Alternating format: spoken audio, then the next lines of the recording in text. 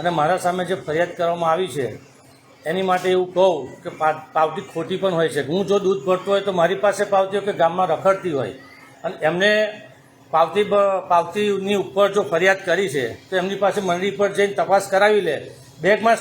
તપાસ કરાવી લે કે મારા નામનું કોઈ જગ્યાએ દૂધ ભરાતું હોય તો એની એન્ટ્રી હશે બેંકમાં, રાજપૂત દૂધ મંડળીના ખાતામાં મારા પૈસા જતા હશે, કોઈ જગ્યાએ મારું પેમેન્ટ રજિસ્ટર ઉપર મારી સહી હોય તો મને પુરાવા રજૂ કરે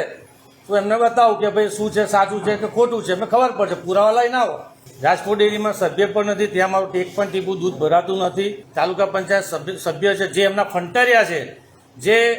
મારા વિરુદ્ધ અરજી આપી છે, એમને ખુલ્લી ચેલેન્જ આપું છું, તમે સાબિત કરીને બતાવો કે રાજપુર ડેરીમાં મારા નામનું પેમેન્ટ રજિસ્ટરમાં નામ હોય, મારી સહી હોય, બેંકમાં રાજપુર ડેરીમાં મારા નામે પૈસા ઉતર્યા હોય એવું બતાવો છો.